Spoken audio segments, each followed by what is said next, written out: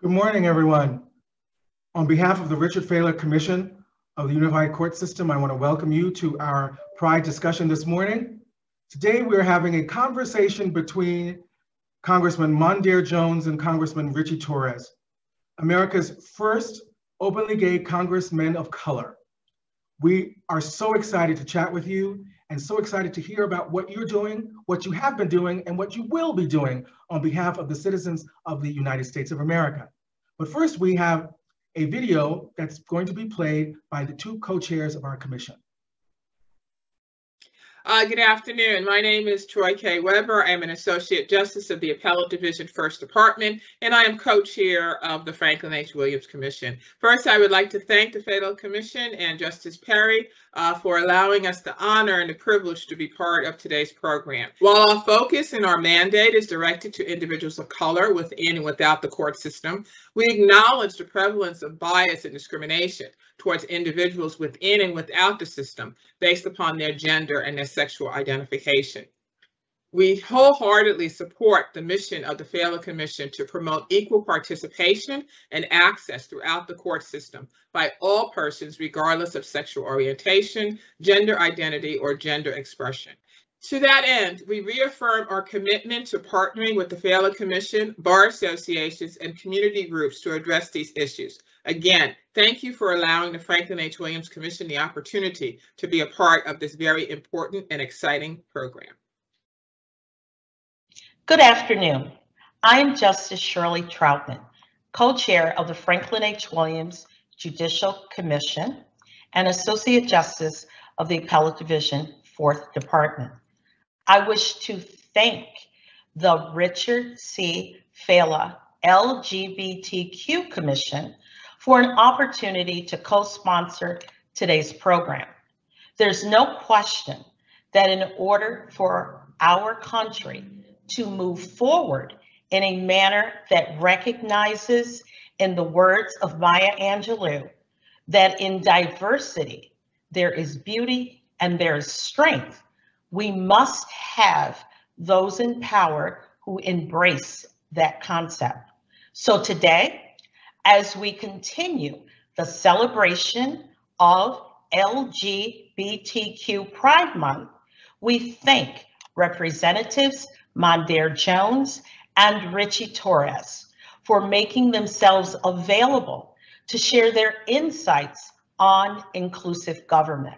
In addition, let us all remain ever mindful of the fact that inclusion has not only the power to strengthen our courts, it also serves as the catalyst to make this state and this country a place where we truly are one nation under God, indivisible, with liberty and justice for all.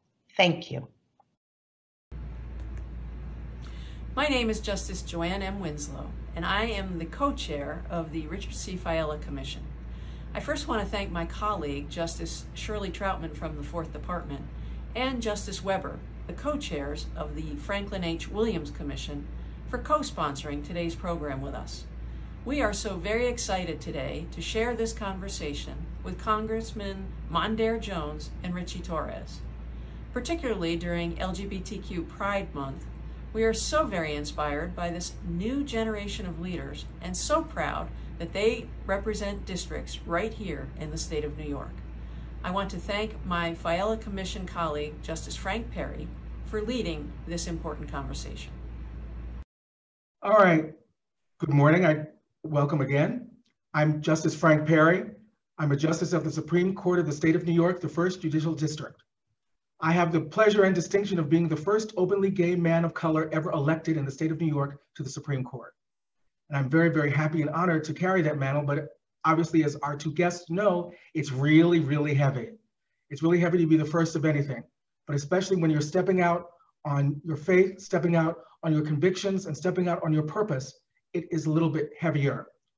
Today, we have two stars in the pantheon of our legal and judiciary and our legislative system.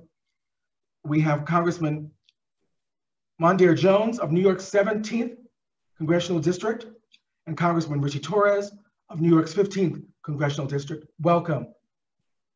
We're so happy to have you here today. And so we wanted to start off by having you just describe your backgrounds, where you're from, what your family structure was like, anything that you think that might illuminate who you are and who you became today. Let's start off with Congressman Jones. Well, thank you for the opportunity to be here. It's such a pleasure, and thank you for your efforts over the years and for being a trailblazer yourself. You've helped pave the way for people like myself and Richie.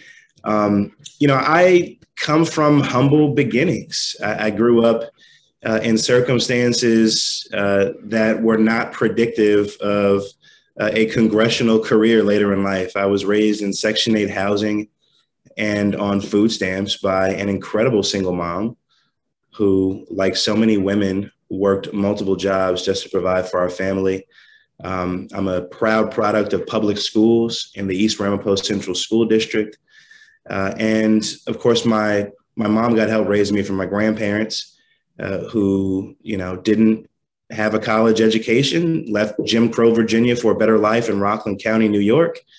And who, when daycare was too expensive, my grandmother took me to work with her. So I'm very familiar with the struggles that working people face in this broken economy. And I carried that with me. I did not come out until the age of 24. And it was, after seeing representation in media that I had not seen when I was growing up, representation of specifically openly gay Black men in loving relationships. And so I'm very cognizant of the power of representation, and that's why I hope not to disappoint people in the work that I do. Congressman Torres, thank you so much, Congressman Jones. First, it's an honor to be here with you, Judge, and thank you for the trails that you've blazed in the New York State Judiciary. I do not fit in the typical profile of a member of Congress. I will confess I do not even have a college degree. I do not have deep pockets or deep ties to a political dynasty or political machine. But the greatest value that I bring to public service is the wisdom of lived experience. I know what it's like to face housing insecurity and food insecurity. I know what it's like to experience colorism and racism and homophobia. These are not abstractions to me. These are struggles that I've lived in my own life. I was born and raised in the Bronx, product of a single mother. My life has been a journey from public housing and poverty in the Bronx to the House of Representatives in Washington, D.C. And my greatest passion is advocating for public housing. In New York City, public housing has been so systematically starved of funding that it has a capital need of $40 billion in counting. So you have children who have been poisoned by lead, who have been brain damaged for the rest of their lives because of federal disinvestment from public housing. You have senior citizens who, during the cold of winter, are living without heat and hot water because of federal disinvestment. And my family and I grew up in conditions of mold and mildew, leaks and lead without consistent heat and hot water in the winter. And so the central mission of my life has been to advocate for poor people of color in public housing and to break the cycle of racially concentrated poverty for which the South Bronx, unfortunately, has been ground zero. Wow, it's amazing. I mean, listening to both of your stories, when I asked some of my colleagues and friends to describe you, people who know you will remain unnamed, there is one particular adjective that came up at least 3 times, and the word is humility. You both are revered for your work, but you both are revered for being humble servants of our nation, which is absolutely fantastic, because many people who come from various backgrounds, once they get to a position of power, forget about from whence they've come. And you two have not, from what I hear in DC and what I hear back here in New York. You guys are really regarded as 2 humble servants of our people. I want to ask you next about how and if your sexual orientation influenced your lives with regards to being men of color, being openly out, with regards to your being a member of Congress, or your road to Congress, let me say that. I'll take this one. My sexual orientation has really been, I think, dispositive in some ways, as we would say in the law, I think about the fact that queer people of color face even greater obstacles, including discrimination, than people of color. And so I bring that additional lens. Like when we talk about the movement for LGBTQ plus rights, I think about equity. It's why I'm always having to introduce into the conversation discussion of access to necessary medical care. In the student debt context, and Richie and I have been leaders on this, I observe that, in addition to the fact that queer people disproportionately shoulder student debt, it's even worse if you're a queer person of color. And I push back on this narrative, which I think historically has been the case, that if we just get marriage equality, if we just pass the Equality Act, which we obviously absolutely must pass, that the movement will be complete. But we know that there is systemic racism, even within the LGBTQ plus community, but also just sort of writ large, that makes it even tougher for you if you are a queer person of color. On the flip side, when I was at the Juneteenth ceremony in my district on Friday, I reminded the Black community that we are not free until all of us are free, right? And so I talked about the need for affirmation and support for our LGBTQ plus brothers and sisters. Thank you. Congressman Torres. So I've been open about my struggles with depression. Every morning I take an antidepressant and have done so for 10 years. And one of the causes, not the only cause, but one of the causes of my battle with depression was my sexual identity crisis. There are millions of LGBTQ people who struggle with mental health, who struggle with depression because of the institutionalized homophobia in our society. And I was struck by your comment about Monday's humility and mine. To the extent that I am humble, I actually attribute it to my experience of depression, because I feel like when you've seen the depths of depression, it gives you a greater awareness of your frailty as a person. And so I'm just grateful for every blessing that I have in life as an openly LGBTQ member of Congress. I felt like I was deprived because of my struggle to come out.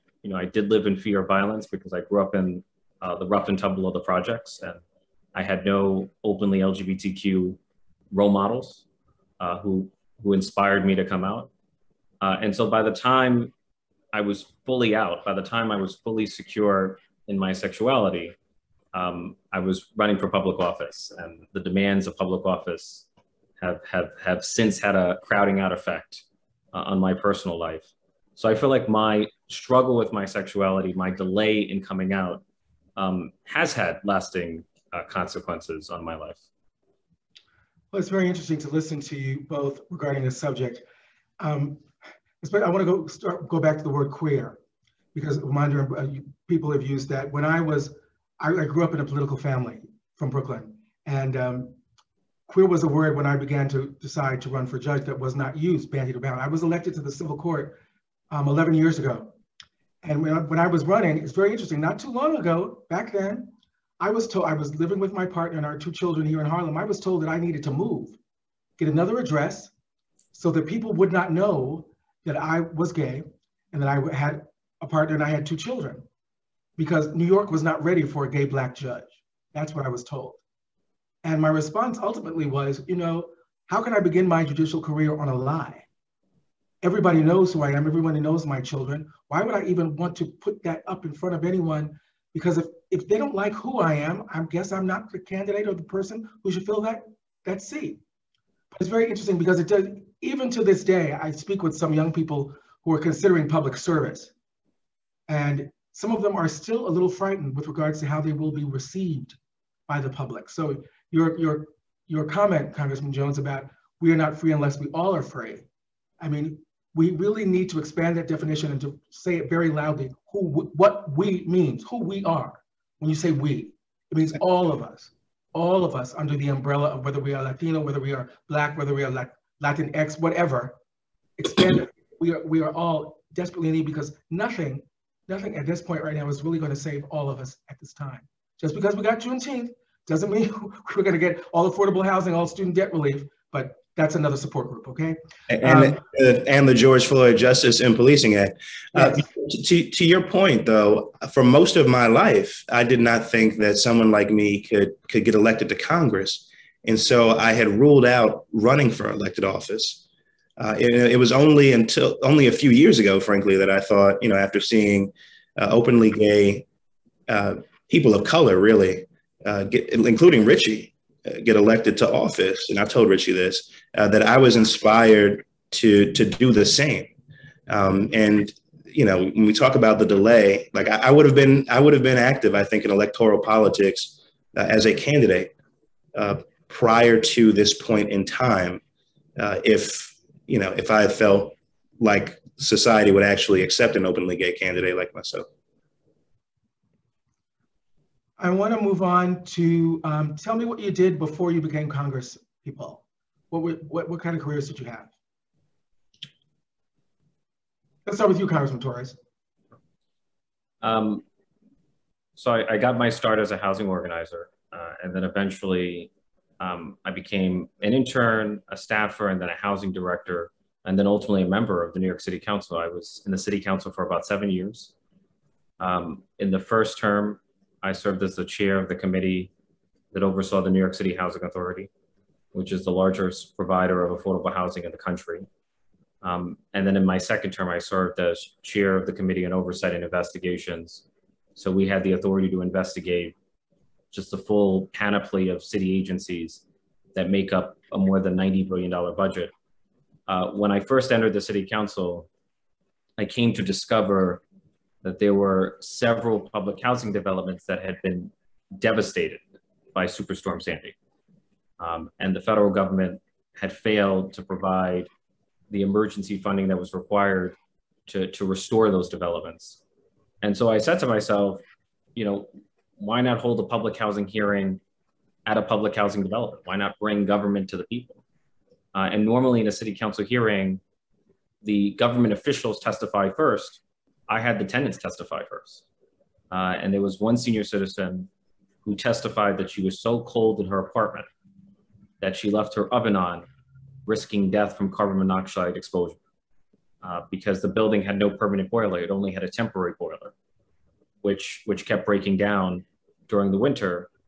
And so that hearing was so effective at publicizing the plight of public housing residents in Sandy affected developments that FEMA finally agreed to release $3 billion to rehabilitate public housing developments, which remains the largest FEMA grant in the history of New York City.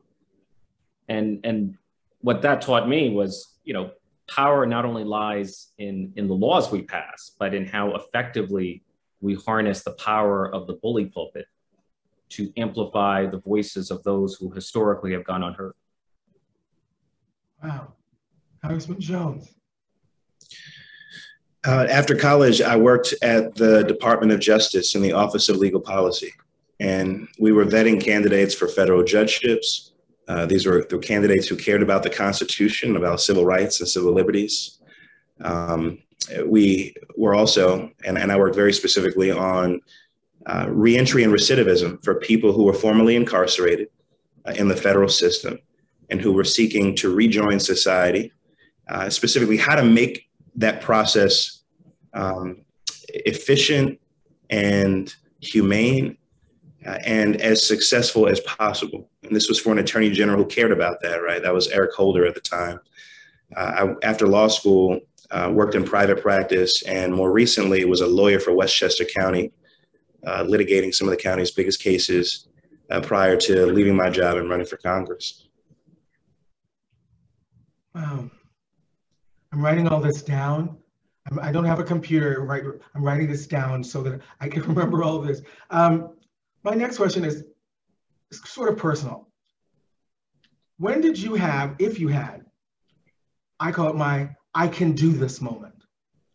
When you thought about running for Congress, when you thought about the entire process, I know a lot of people, I wavered whether I was physically up to it, whether my family was ready for it. But there was a particular moment, for me, it came in a conversation with someone, and I walked away from the conversation and I said, I can do that. When was your I can do that moment when you decided to run for Congress, if you had one? Whoever wants to start. There were two moments. First, so I grew up in a public housing development right across the street from what ultimately became Trump Golf Course. And the city government at the time had invested more than $100 billion in a golf course named after Donald Trump. And I was enraged. I said to myself, you know, what does it say about our society that we're willing to invest more in a golf course than in the homes of low-income Black and brown Americans? And I said, you know, rather than stand passively on the sidelines, you know, in the words of Gandhi, why not become the change I wish to see in the world? So that experience of housing inequality in the shadow of Trump Golf Course inspired me to get my start in politics as a housing organizer. But when I first ran for public office, I was a reluctant candidate because I'm an introvert and politics is largely designed for extroverts. And I was so anxious about public speaking and so anxious about knocking on the doors of strangers and asking for their support that I would drink a glass of wine before door knocking or before delivering a speech. But as I knocked on doors, I was just inspired by the reaction. Like, I thought people would discount me because of my youth. Quite the contrary. People saw in my youth a symbol of change. Like, I have found that voters of color, older voters of color, are enthusiastic about fostering the next generation of leadership. I mean, the electorate in the South Bronx is mostly Latinas and African Americans, 55 years and older. And many of them see me as their son or grandson. Many of them see me as the embodiment of the best hopes and aspirations for their own children. And that has been the most inspirational part of running for public. Congressman Jones. You know, I'd always wanted to give back to the community that raised me. But, you know, as I mentioned earlier, I didn't think that as a candidate, running as an openly gay candidate specifically, that would be a possibility until I started seeing young people of color winning elections, specifically people like AOC and my friends who defeated incumbents who were part of the so-called Independent Democratic Caucus, this group of rogue Democrats that ran as Democrats, but actually caucused with Republicans in the state Senate. And then I saw openly LGBTQ plus people on the national scene, people like Pete Buttigieg, Governor Polis now of Colorado, and so on and so forth. And so it was in the summer of 2018 that I thought to myself, I can do this. Other people, especially young people and young people of color, were making great strides electorally. And I thought if they could do it, then I could do it too. And so that is why I actually began my race as a primary challenger, some people will recall. Speaking of it's that, ironic if I could just weigh in on that. Please. Because Monday and I have had a few conversations, but I'll make one point. And it might sound counterintuitive, but the irony is that Mondaire's candidacy and mine actually found greater acceptance in the Black church than in much of the LGBTQ establishment. We ran into resistance in the place where we least expected. Well, that leads into my next question. With regards to your primaries and where you found resistance, because I was going to ask, did you find any resistance in places like the religious community, which were normally expected, you know, to butt heads with, but you're saying that you did not, you found great acceptance. And I'm going to just answer that a little bit, if I can. It's because of what you said a little earlier, Congressman Torres. I mean, people like me of my generation, I'm about to turn 60, look at you both with such joy and with such pride. When we talk about Pride Month, we are so proud of you you young people who are really going to be, who are carrying the torch already, and you're fearless. You're fearless, and it gives us so much hope and pride in looking at what you've done so far. You know, it's one of the reasons why I wake up in the morning. I've got a 15-year-old, and I'm hoping he's going to be listening to this when this is all is edited to see himself, as a young man of color, say, you know what, I can do that. Forget my father. I can do that. I can do what these young men are doing and make a difference. I want to go now on to a subject that is a little iffy for some people, but it's one of the questions I was asked to ask you. Tell me about your reactions and how you're surviving after January 6th of this year. Has there been any change in the way you approach your work environment, how you engage your colleagues, if any? Tell me about the aftermath of January 6th from your own perspective. Congressman Jones. You know, it was traumatizing.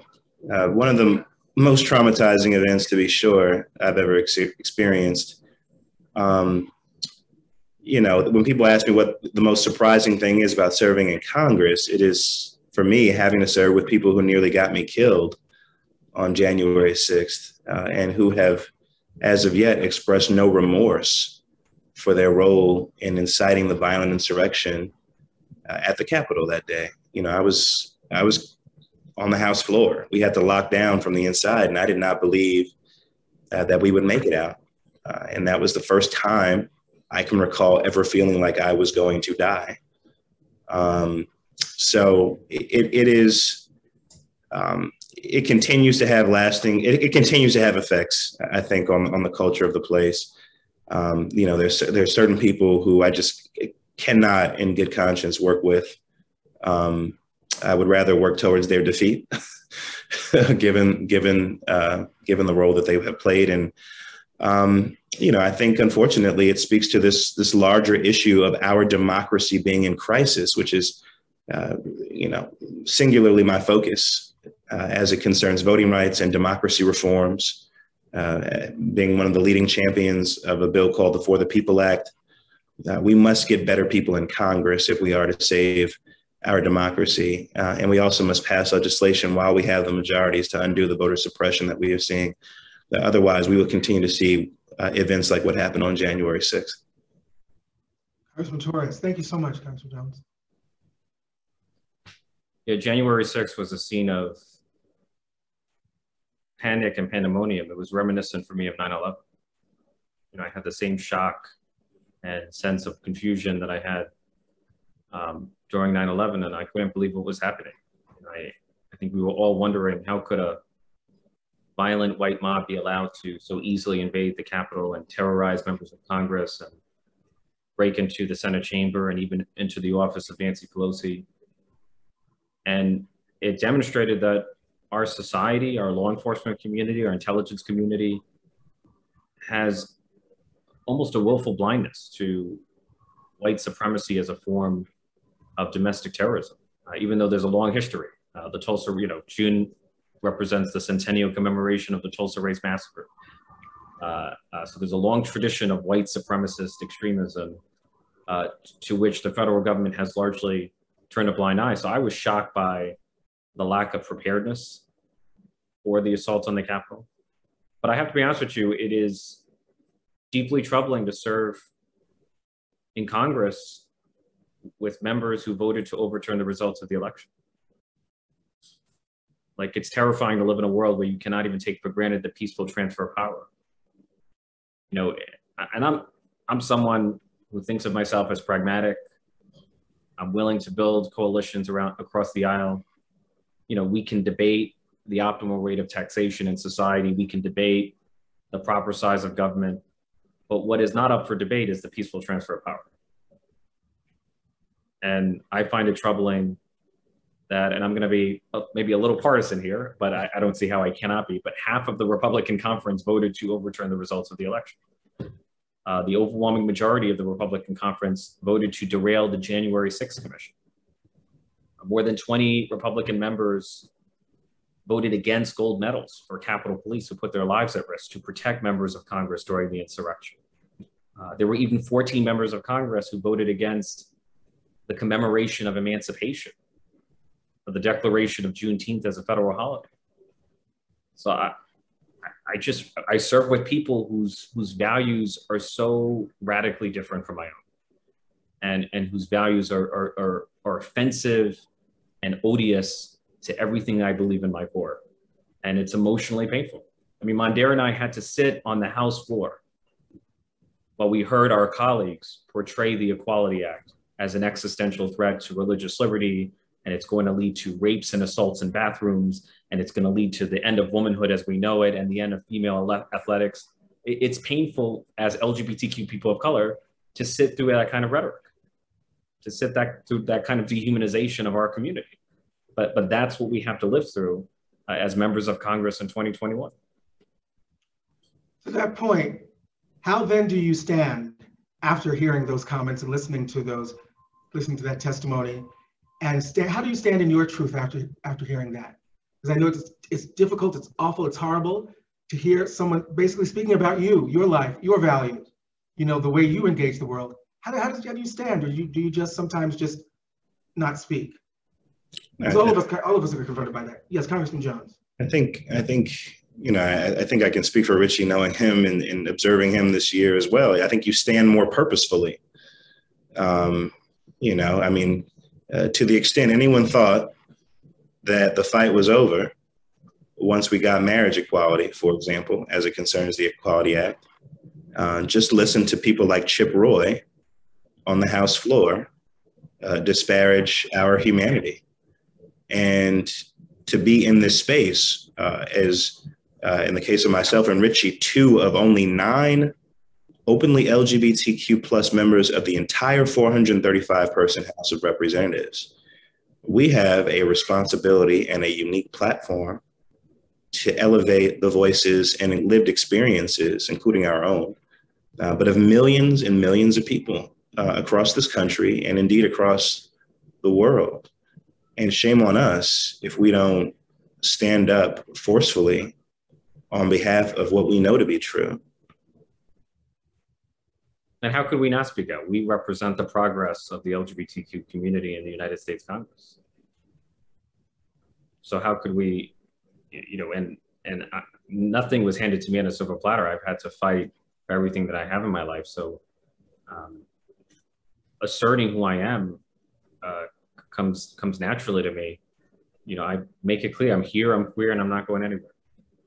And what gave me hope after the insurrection was the inauguration, was the moment of Kamala Harris, the first woman, the first African-American, the first Asian-American, being sworn in by Sonia Sotomayor, the first Latinx member of the United States Supreme Court, right? That to me served as a powerful reminder that the future of our country does not belong to white supremacy, it belongs to multiracial democracy. And we embody America's progression toward a multiracial, multi-ethnic, LGBTQ inclusive democracy. To be perfectly frank, that was a rhetorical question. I wanted the answers that you gave to it, because I know a lot of young people are listening, and they are, as we will continue to encounter those situations where the forces that seek to divide us and seek to diminish us will be very loud, and their platform will be very big, and their megaphones will be much louder than ours. And I think it was important for them to hear from you. And just as an aside, I know from listening to your answers, that is why some of us pray, and we pray for you, because we know that you are in the public eye, and there are going to be situations like that, and you'll hear the voices of the ancestors in both of your ears when you were called upon to speak in those times of conflict and those times of threats. I want to talk about, just very, very quickly, because I know we're running out of time, a couple of the bills that have passed the House. We've talked a little bit about the For the People Act, the Equality Act, the George Floyd Justice and Policing Act. But there are 2 bills that I was asked to talk to you about. One is making DC a state, and the other is expanding the Supreme Court, which I understand one of you is a little bit more excited about or thrilled about than the other. So why don't we start off with making DC a state? For the sake of full disclosure, I went to law school in DC. Go ahead. I mean, I'll take DC and I'll defer to Mandir on expanding the court. Look, we have a deeply undemocratic system, right? The most democratic institution in the federal government is the House of Representatives, but the structure of the Senate is deeply undemocratic. The Electoral College is deeply undemocratic. The right-wing judicial activism on the Supreme Court is deeply undemocratic. The structure of the Senate concentrates power in a small subset of states that are much more rural, much whiter, much more conservative than the rest of the country. And in order to restructure the Senate to reflect America as a multiracial democracy, it's in our national interest to create more states, particularly majority minority states. And the fact is, there are millions of people living in territories, not only DC, but Puerto Rico, who are American citizens, but lack the fundamental right to vote, have no voting representation in neither the Senate nor the House. And exercising control over people's lives without granting them legal equality is a form of oppression. It's a form of colonialism. So we owe the people of DC the right to vote, which is important on its own terms, but it would also have the effect of counterbalancing the anti-democratic and racist bias built into the structure of the Senate. Thank you. So somebody thinks the Supreme Court should be expanded. I wonder who. You know, you asked me earlier how my sexual orientation has impacted my life. And, you know, the Judiciary Act of 2021, which Richie co-sponsors, thank you, and which would add 4 seats to the United States Supreme Court, is a reflection of the urgency that I bring to any number of issues as an openly gay person in America. You know, every June we wait to see whether the Supreme Court will grant us rights that we should have had a long time ago with everyone else, or take away those rights. And of course, this year is no exception with this 6-3 hyper-partisan conservative majority on the Supreme Court, one that is hostile to democracy itself. You know, the reason, by the way, we're even having this discussion about the need to pass the For the People Act and the John Lewis Voting Rights Act is because of a 5-4 conservative majority striking down the heart of the Voting Rights Act in 2013 in a decision called Shelby v. Holder. And so we have to do something to salvage our ailing democracy. And part of that has to be expanding the court, restoring balance to an institution that most Americans do not agree should be 6-3 anything. And frankly, as part of an effort to defeat white supremacy. When we look at the fact that our democracy being in crisis is a direct result of the Supreme Court majority being an accomplice, the Roberts Court, right? It was also that same court that decided Citizens United, which allowed an unlimited torrent of dark corporate money into our electoral politics. And of course, you know, anything you can think of that we just take for granted in a free society is now on the chopping block. The court just took on, just granted cert in a case that could potentially overturn Roe v. Wade. It took a New York case with respect to gun rights that could expand the Heller decision, if you can imagine that, and so on and so forth. And of course, I'm under no illusion that this conservative majority would even uphold the John Lewis Voting Rights Act once we pass it, and it goes up inevitably for review by the same court that struck down the heart of the Voting Rights Act in Shelby. So this is existential. It's not academic for me. I know that it makes some institutionalists, particularly lawyers, concerned when we talk about court expansion. But the fact is, it is a concept that is deeply rooted in the American tradition. It is certainly Congress's constitutional prerogative to adjust the size of the Supreme Court. And it has been done 7 times before, including during Reconstruction, to defeat white supremacy. And that is precisely the moment in which we find ourselves today.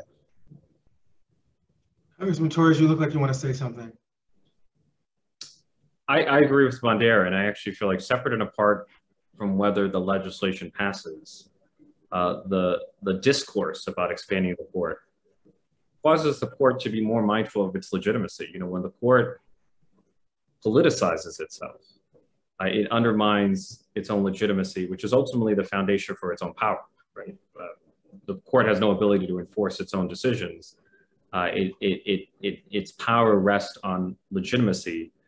And it seems to me there have been several decisions where the court has been much more mindful of its legitimacy, is deciding cases much more narrowly in order to appear less political than I suspect it actually is.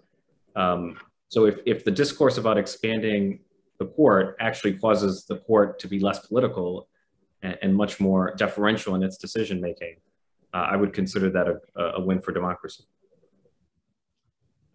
We're now coming to the conclusion of our time together. I'm really sorry this could not be a three-part mini-series because there's so many other questions that I would like to ask you both.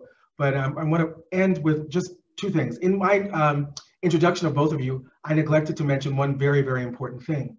For those of you who don't know, you are looking at two of the recipients of the Pride in Government Award from the Mid-Manhattan NAACP LGBTQ Committee. Congressman Jones was just honored last week, and Congressman Torres preceded him 2 years ago. So on behalf of our branch and the NAACP as a whole, we want to thank you for your service. My last question is this. One of my favorite pictures of President Obama is when he is in the Oval Office and he's surprised by a very young African-American young man who asked him to bend down so he could touch his hair. And the young man asked him a question, which we really don't know what the question was, but he answered him in a very, very thoughtful way. And it seems in the picture taken by Obama's official photographer, there were tears in his eyes when he spoke to that young man.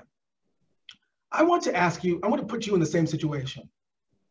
You're Congress people, you have lots of power, and you see a young person, a younger, not version of yourself, just a young person who's looking at you with very wide-eyed and asking you something that's very tender, something that you would have liked to have known when you were that age. What would you tell yourself as a young person or someone else who's asking you about who you are or something deeply personal? I would tell that young person that it gets better. It's so much better. And it's better for them today than it was for me.